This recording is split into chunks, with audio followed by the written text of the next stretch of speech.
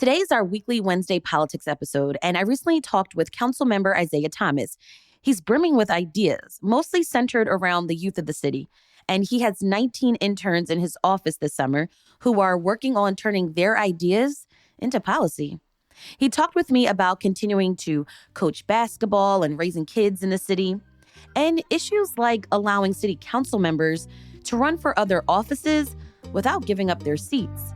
It's Wednesday, August 20th. I'm Trenae Nuri, and we're talking politics.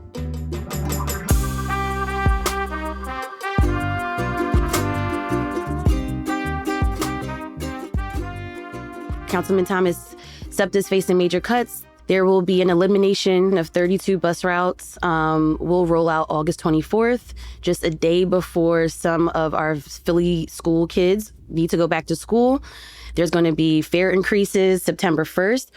What would you propose council do when you all return in the fall if SEPTA doesn't get the help it needs? So it's unfortunate that we're even in the position that we have to have this conversation, especially with the start of the school year coming. Actually, some of our kids will go back, some of our children will go back to school before August 25th, right? So we'll have young people already in school. And so for us, what I think that we need to do is look at the funding gap that exists and figure out what can we realistically do to help fill that gap when we come back in the fall. For us, we already passed the budget, but there are times at the end of the year where we have items that need to be cleaned up. Sometimes we spend a little bit less money than we thought on maybe overtime for firefighters or whatever the line item may be.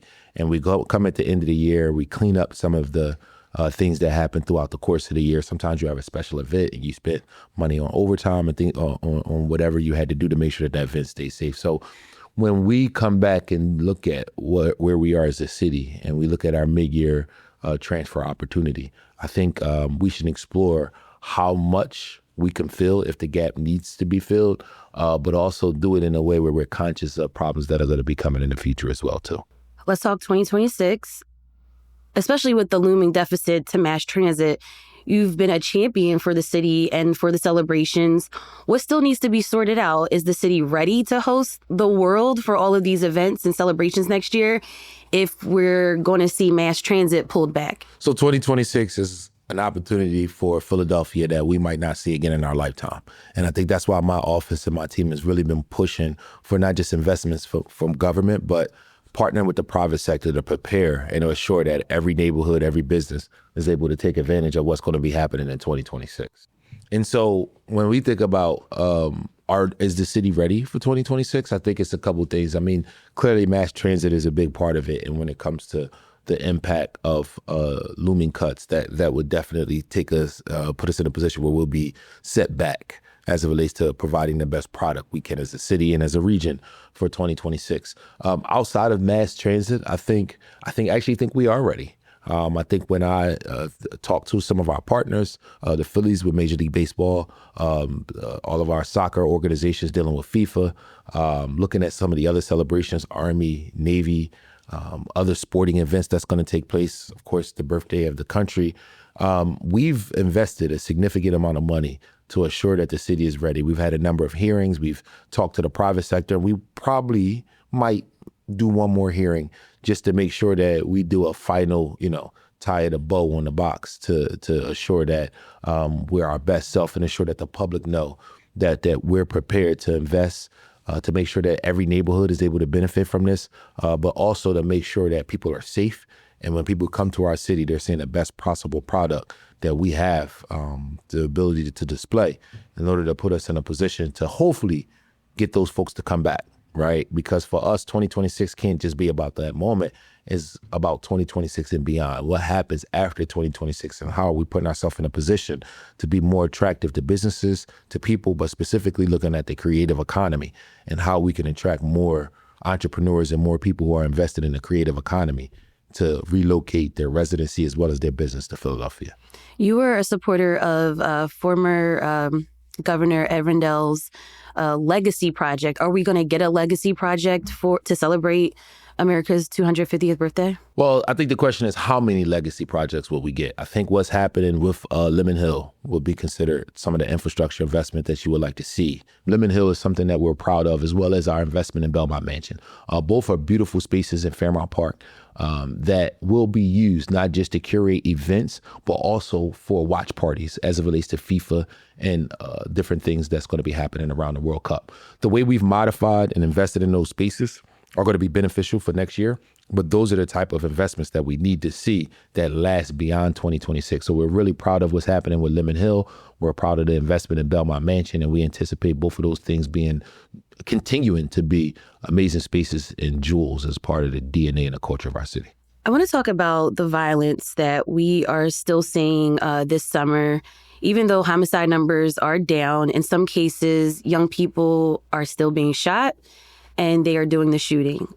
I read in The Trace, which is a newsroom that covers gun violence, in 2016, only 3 juveniles were charged with homicide in Philly. But in 2024, that number reached 26. You're a husband, you're a father, educator, coach, elected official. What is the solution here? How do we keep Philly kids safe and keep guns out of their hands? You know, gun violence is always one of those things that's a symptom of other problems that exist, right? And so when you have poverty and you have the issues that we have around poverty, when you have the issues that we have around public education in schools, gun violence becomes a symptom of that. So for me, I don't think that we put ourselves in a position to really address the gun violence problem until we address poverty in schools. Now, where we are currently as it relates to a city with the gun violence that we're seeing, social media has put us in a position where when unfortunate situations happen, bad news travels really fast. But the reality is that the homicide rate is lower than it's been since the pandemic. But in turn, shootings are still high, right? So you're trying to figure out where we are, what's going on, what's working and what's not working. And I think we're still in the assessment phase of that. I like how much money we've begun to invest in prevention-based initiatives, especially for young people in the city of Philadelphia. I think we need to do better. I think when we put ourselves in a position where rec centers and libraries aren't open and at young people's disposal as early as often as possible, that has an impact on things. When you see a lot of blight and abandonedness and trash, that has an impact on things as well too.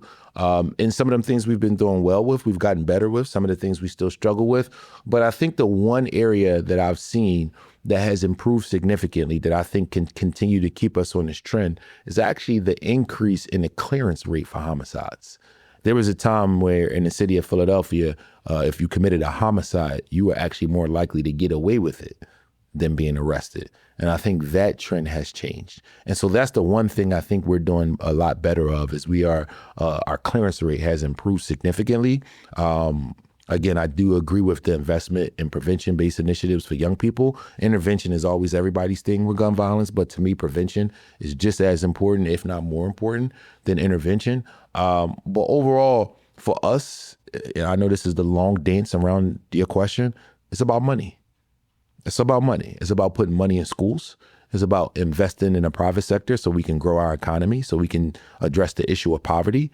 And it's about making sure that we are dealing with, honestly, issues that have created institutions that have oppressed, especially poor people and people of color in the city of Philadelphia. So when I talked about education and poverty, those are those institutions right there. So I can talk about the clearance rate and, just Band-Aids, but until we really do that deep dive into saying, well, we want to put a dent in poverty, because one thing about poverty in Philadelphia, 20% of the people in Philly live in poverty. We are what we call the city of the working poor, because the majority of those people who live in poverty are either children or adult with a job. Some of them actually have two. So the connotation that poverty is the equivalence of being lazy, that's just not true. And so as government, what do we do to put people in a position where you can actually work one job, and that one job is enough to provide a living for yourself and your family? Do you have ideas on how we can curb poverty in the city that you want to address in the fall when we come back, or when council come back? It's not really about just ideas. It's more ideology, right? And so you'll have people like me who believe that the best way to address poverty is to invest in schools and jobs. You have other people who believe the best way to address poverty is to address housing. So how do you get those jobs? Well, it's a negotiation and it's a navigation. So maybe what I think needs to be done, other people don't think need to be done. And that's why you have the legislative branch of government. That's how you have a democracy, because you try to persuade, you do research and negotiate with your colleagues to invest in ways that you feel like will put the city in a position to be better. And so we've done that, right? We've talked about the creative economy. We introduced a bill recently to provide tax credits to businesses and restaurants who hire Philly-based artists, right? Because if you are a young person growing up in the city of Philadelphia, the idea of having your traditional 9-to-5, that just is not as common as it used to be. I'm for it. It's a great thing. But if you're in touch with young people, the creative economy is really taking over. And so if I want to be a successful person in the film industry, if I want to be a successful musician, if I want to be a successful gamer, coding in the coding space, a lot of those folks are leaving Philadelphia because the best professional opportunities don't exist in our city. And when you ask folks why, they'll give you a number of reasons, but a bigger reason is why is our tax structure. And for us in Philadelphia, we're not looking at it through the lens of the federal government, because the federal government is in charge of taxing everybody. Philadelphia is only Philadelphia. And so when you think about Philadelphia compared to our surrounding suburbs, Conshohocken, Bryn Abington, even going across the bridge, you're noticing that a lot of those places from a business perspective are doing well. Far too often you'll see a business choosing to relocate to this region, but choosing to park right outside of Philadelphia because they want to take advantage of our culture, our sports, and all the other things that make Philadelphia a great place, but they don't want to pay our taxes. So if you go to City Line Avenue and you look on one side of City Line Avenue, there's a reason that businesses are booming way more on one side than the other side. And I can point to a number of streets in Philadelphia like that. Cheltenham Avenue, right? Same thing. And until we recognize that the pandemic has put people in a position that people recognize they can work from anywhere. So there's no longer this thing where as though you have to be in Center City. The reality is that in the last couple years, we haven't even seen many new leases for Center City buildings. We've seen a lot of businesses relocate, which means what? They're downsizing. They're saying, well, we had this much space, now we're coming down to this much space. Or we were paying X amount of dollars, and if we move to Y, it'll be significantly cheaper. That doesn't help move our local economy. And when we think about the fact that Center City still isn't really back yet, post-pandemic. I'm a Philly guy all the way through and through. And if you know anything about Philly, Center City always had more foot traffic during the daytime than in the evening. That's the reverse now. Now in the evening, that's where you see a lot of your activity and your foot traffic. And what is that telling you? That's telling you that people haven't returned to work. The food trucks that used to exist down here, that industry is pretty much gone. Newsstands, right? These are industries where people were able to provide a living for themselves and their family. Those industries, for the most part, in Center City, Philadelphia, have been wiped away. And that's just the ones that you see. That's the aesthetic side. That doesn't even consider that all of the skyscrapers and office spaces that are really empty in the city right now. So what I have done is try to offer different different tax packages and different legislative ideas in order to try to compete a little bit more with our surrounding suburbs. Will 2026 help us with that funding, with the money gap that you're talking about? We hope so. We anticipate over $70 million coming to the city in 2026, which is a great spark because, you know, those are conservative numbers, so it could be more.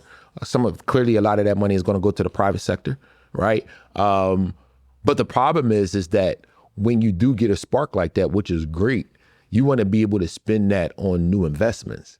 And the reality is that we have so many other holes that need to be filled, right? We talked about SEPTA earlier. We haven't even talked about schools, right? The schools deficit is actually worse than SEPTA. Let's talk about that, right?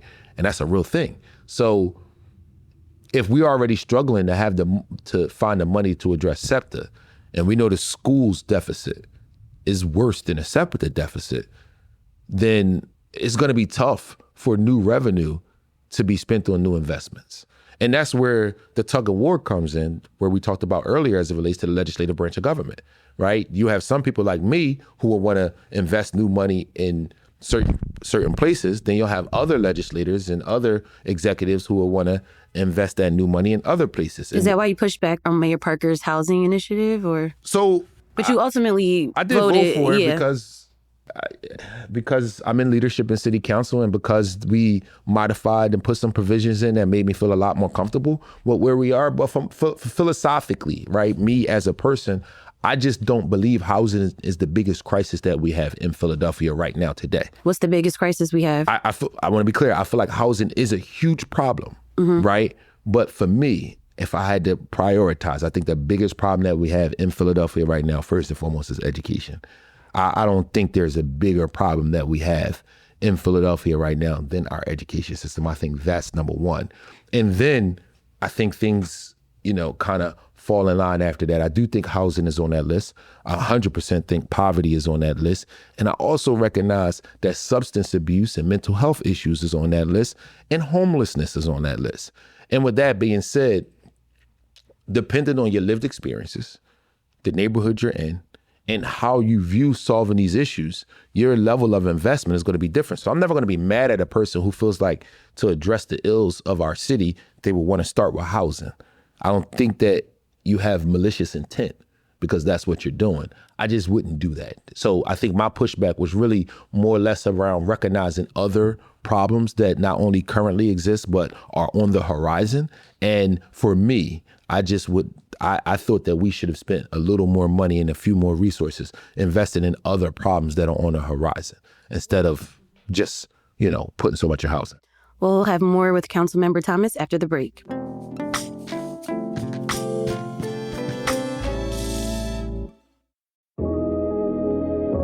If you're looking for more ways to enjoy Philly this summer, check out the Independent Seaport Museum and Homebrewed events for the first ever Drink the Delaware Festival.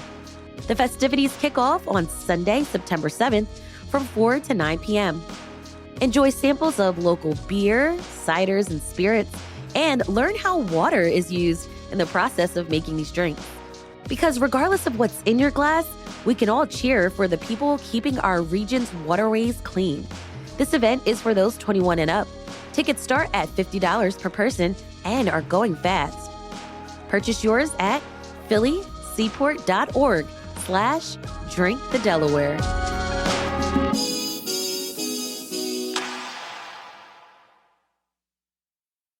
You mentioned how companies and businesses, they want the culture of Philly, but they don't come to Philly. I just spoke with the Philadelphia Federation of Teachers Union, and they talked about how the lack of teachers and trying to retain the teachers that they do have, because the school districts around us are more competitive. They'll hire them, giving better salaries. So how do we shift that? How do we attract the teachers that are needed in schools? How do we get the businesses in our city? Hey, I was a teacher. I know. That was my previous job. Right. I mean, I don't know if you remember, we taught at Stan Cofield. Yeah, I was a teacher in media literacy class. So I mean, I have 3 kids now. And when I was a teacher, I didn't have 3 kids. And I don't know if I could take care of my family in the same way based on a teacher's salary. Actually, it's crazy. When I was a teacher, most of the teachers I worked with all had another job. It's crazy. Coaching, tutoring. So I remember one of my boys, he would leave school and he would go to a living facility for teens. So he would spend his day in a school working, maybe about 10 hours. And then he would go into like a residential space and work like another 7 hours. So this guy's working, 15, 17 hours some days, and then waking up the next day and going back to school to deal with young people. And he was phenomenal. But should that be the standard for teachers, right? Other professions don't have to do that. Firefighters, not in this city, right? They don't have to do that. They make enough money to be able to provide a living for themselves and their family. Other professions that we respect and love and adore, they don't have to do that, but teachers do. Do you think there's a cultural shift? Or, a lot of people were talking about the District 33 strike and pay the people. Do you think people are getting it? Like, we should pay this sector, these teachers? I think the profession has gotten progressively worse because When my dad was, I come from a teacher household. My dad was a teacher. So when my dad was a teacher, the economy was different for him. He was able to provide a quality living for himself and his family. But the wages for teachers haven't matched the inflation and the change in the cost of living as it relates to where we are right now. So, I mean, since 2020, I would bet that the cost of living has gone up significantly. Teacher salaries haven't. And before the pandemic, they were already grossly underpaid. So imagine what it's like to be a teacher now where your starting salary might be, $50,000 a year. Mm-hmm. I don't think that's fair. It takes you a while to get even, more money. And yeah, I just don't think that's right. I don't think that the starting salary should be poverty. Whatever the cost of living is in the city, the starting salary for a teacher should be that at minimum. And right now, if you go to college, get your degree, and get certified, which I never did, right, to be an actual teacher, you're choosing to live in poverty. Like that's asking a lot for people, right? Because the teaching profession is one of the most important professions that we have in our society. And the fact that you probably already have a good heart if you're stepping into the profession, now we're asking you to be poor or work a second job. That's asking a lot. We know that you care about young people. Tell me about the Youth Leadership Summit series that was hosted last month. And that's when student leaders got to talk and meet with each other, hear from professionals. What were some key takeaways from that? So this summer, we had 19 interns in our office. 19 is probably the largest number that we've ever had, but we want to continue to try to explore different ways to give them invaluable experiences. And if you're a comms intern, this is probably an amazing summer to be a comms intern with us because there's been so much happening and so much activity and so much around messaging that you can learn, both what to do as well as what not to do. We have 12 high school interns. All of them are actually paid.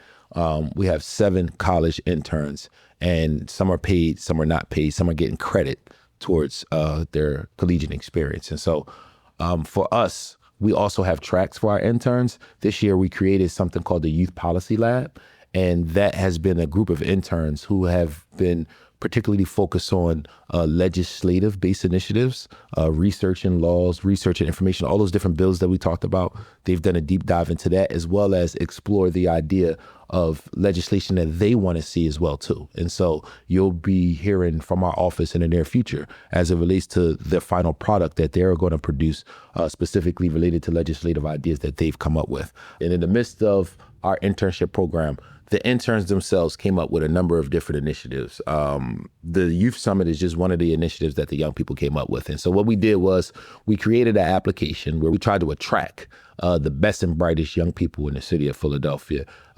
Based on a dialogue we had earlier, it's always significant investment in quote unquote at-risk youth.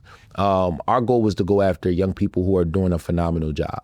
And so we created an application process that included a writing sample, report cards, a number of different information. And we had over 40 young people apply to be in the first cohort of the Youth Summit, and we selected 15. And each one of the young people got a stipend for the day. And outside of the stipend, they were able to participate in workshops, panel events, collect resources, network, and put themselves in a position to be the change they want to see. Our overall goal with the Youth Summit is to inspire the next generation of change makers. And we want to put them in a position to understand how to advocate for what they care about.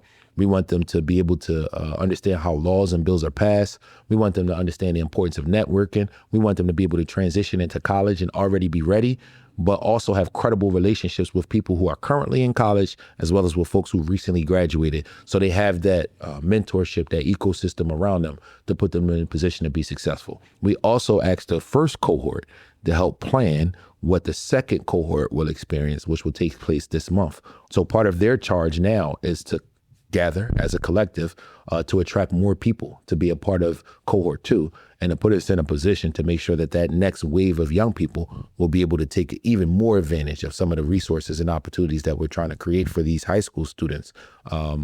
And we want to get better and better for every cohort that we do. So it's something that started this summer. We kind of stumbled into something that we think is a gold mine. That's why it's always amazing to listen to young people and their ideas. And I think that's what makes my office great is the internship program we have. We also allow our young people to get other hands-on related experiences as it relates to their time being with us. So they're involved in planning events.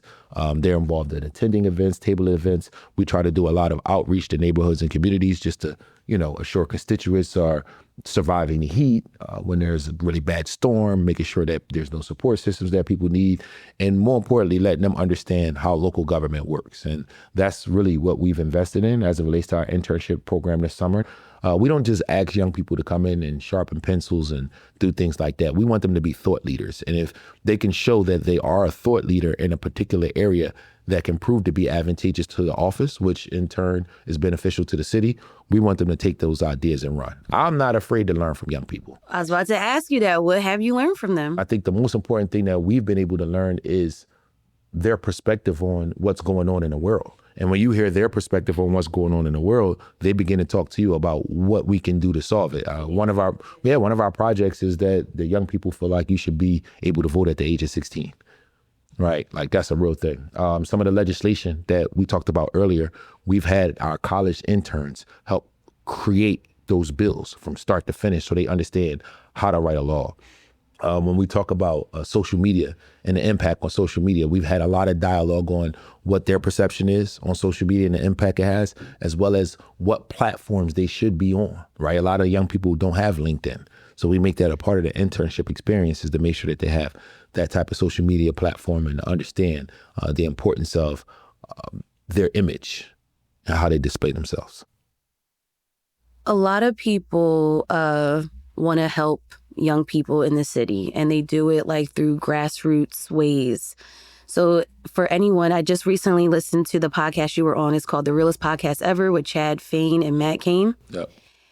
And what stood out to me was you got so real about just how you transitioned from being an educator into politics, how you some of the struggles and challenges you faced early in your political career, and things that you had to kind of unlearn. Yep. Like that Philly culture and things like that you had to unlearn. So I appreciated that you shared that.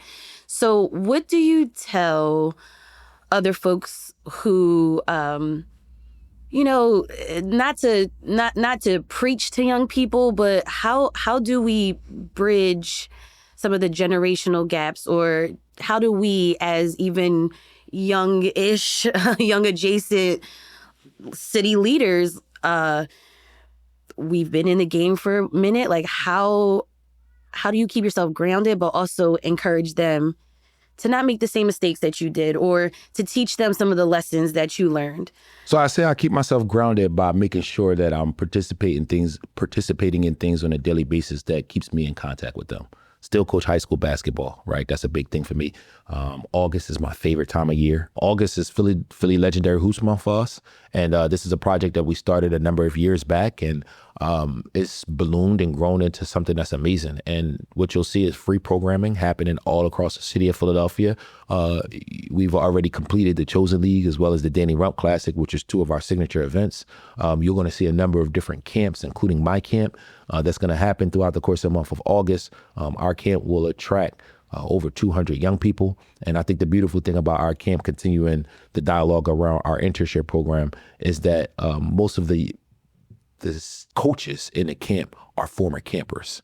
And so because the camp is in its 15th year, we have young people who are former campers who are now college students who come back and they coach, high school students who now come back and coach. And so we have about 28 coaches this summer.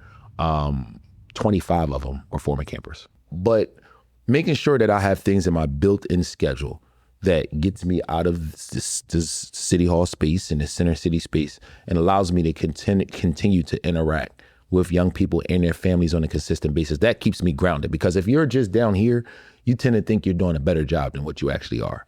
When you are in a position to work with families on a consistent basis, they get comfortable with you and they tell you what's going on in their everyday life. And when you listen to issues that everyday Philadelphians are faced, it inspires you to keep doing the work that we're doing. So I had an opportunity to talk to a group of young people recently and kind of pivot a little bit to the second part of your question.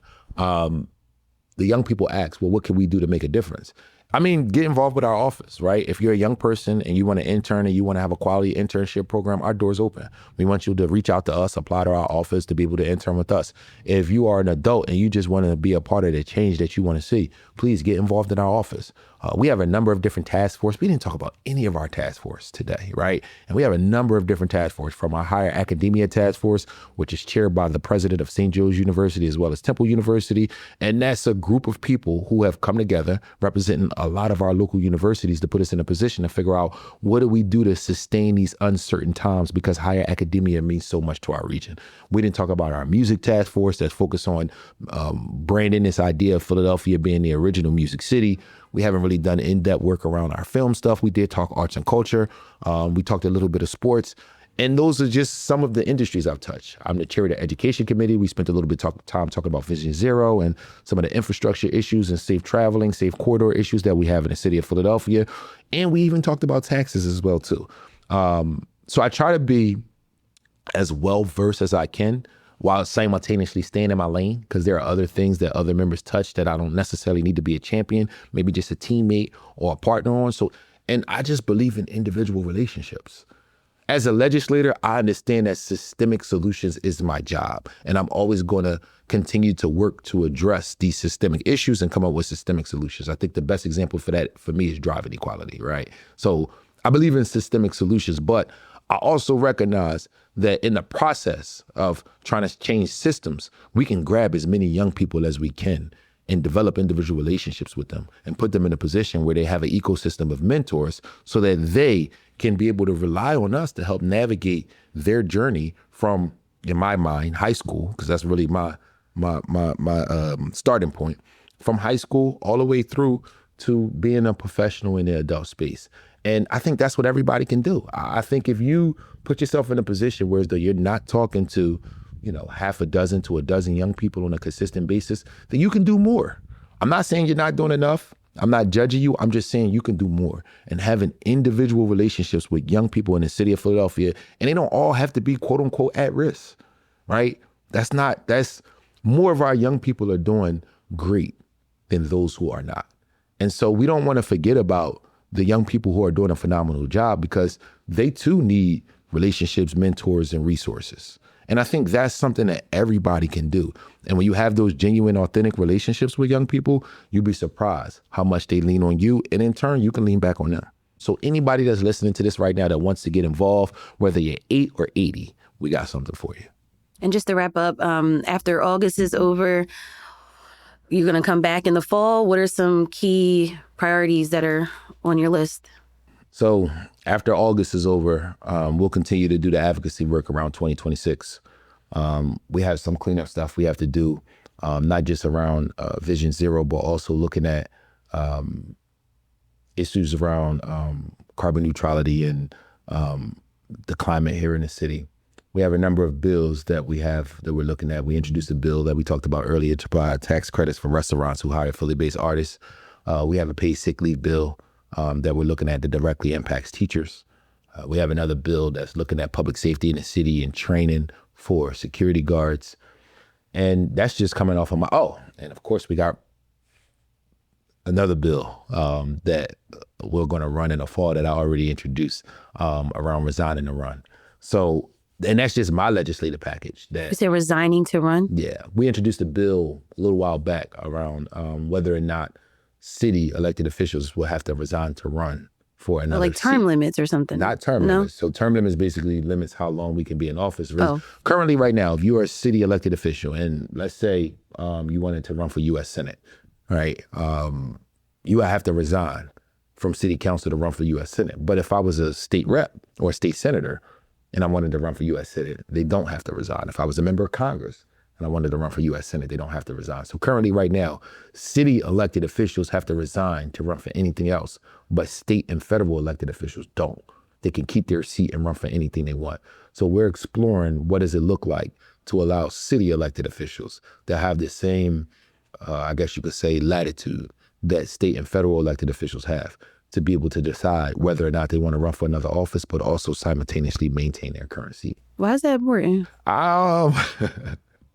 I think it's important because for us in Philadelphia, we limit the talent that we have, and we limit the ability for Philadelphians to have representation across the entire Commonwealth and really across the country. I believe we have some important races coming up. The congressional race next year. This bill won't be ready in time for that. Most likely, I'm not sure. But if it's not, which it probably won't be, that means that no member of city council can run for an open congressional seat, right? There's been a lot of chatter around 2028. 2028 is a pretty big deal, not just looking at national level elections and politics, new president, but really a big deal for us in the Commonwealth of Pennsylvania for all of the legislative seats that are going to be up for re-election in 2028 as well, too. And with an election so important on the horizon, I would hate to limit who we offer as it relates to the best candidates, the best representation that we have in the city of Philadelphia. I would hate to limit who we can offer to run to represent not just Philadelphia, but the entire Commonwealth of Pennsylvania. So, is that something that you want to do? Oh, no, absolutely not. Well, I shouldn't say no, absolutely not, because you never know what the future holds. But I'm not thinking about me when it comes to this particular piece of legislation. I'm thinking about the institution itself. And the institution shouldn't be forced to lose quality people because you want to entertain the possibility of running for something else. We watched a lot of people leave city council to run for mayor. A lot of people had to resign. And I'm not saying you should or shouldn't. I'm saying moving forward, I think we need to explore ways to allow some of our amazing legislators to be able to remain amazing legislators while simultaneously exploring what does it mean to represent the entire Commonwealth of Pennsylvania, either in Harrisburg or in Washington, D.C. Thank you. No problem.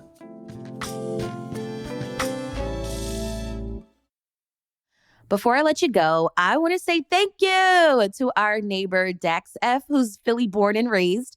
Sent us a nice note about why CityCast Philly is important in their life here in the city, because we keep them plugged into what's going on and be part of the stories that make the city what it is.